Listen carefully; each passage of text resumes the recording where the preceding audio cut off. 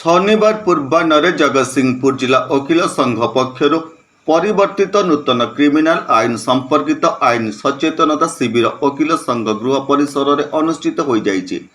Odisha state bar council परामर्श क्रमे आयोजित यह सचेतनता शिविर को जगतसिंहपुर जिला वकील संघ सभापति आईनजीवी रवींद्रनाथ महांती उद्घाटन करथिले। रवींद्रनाथ महांती जगतसिंहपुर जिला वकील संघ सभापति अच्छी आज आमर जो स्टेट बार काउंसिल आमको आह्वान करिछि आज जो नूतन आईन प्रणयन करा जाउछि 1 जुलाई रु आरंभ हम ता विषय आम अवेयरनेस आज है से अवेयरनेस आम 3टा चेंज जो गोटा हूँ आईपीसी टा चेंज है जहाँ कहते भारतीय न्यायिक संहिता आउ क्रिमिनाल प्रोसीजर कोड जो चेंज है सेटा नागरिक सुरक्षा संहिता एवं जो एविडेंस एक्ट थिला सेटा होगला भारतीय साक्ष्य अधिनियम ये 3टाक नूतन भाव में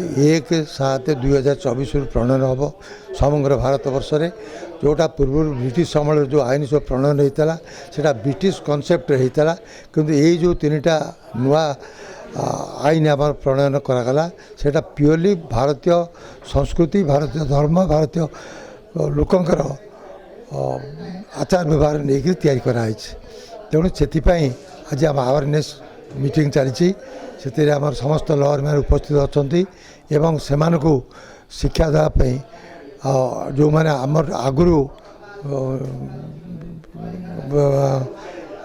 ट्रेनिंग नहीं से आज शिक्षा दौरान तेणु सक्सेसफुल आम भावुँ जे जो आमर आज है अवेयरनेस सेटा समस्त वकील मान सहायक हो। आसंता जुलाई 1 तारिख लागू होगाकू जाउतबा ए आईन अनुजाई भारतीय न्याय संहिता भारतीय नागरिक सुरक्षा संहिता और भारतीय साक्ष्य अधिनियम नाम नूतन आईन को नामकरण करा जायछि। अनेक पुराना दफा को बाद दिया जाइतिला बेले अनेक दफारे संशोधन मध्य करा जायछि। आजिर ए शिविर में आईनजीवी शारदा प्रसाद दास और दीप्तेन्दु खटुआ विशेषज्ञ भाव जोगदे आईनजीवी मानक नूतन परिवर्तन आईन विषय प्रशिक्षण प्रदान करथिले।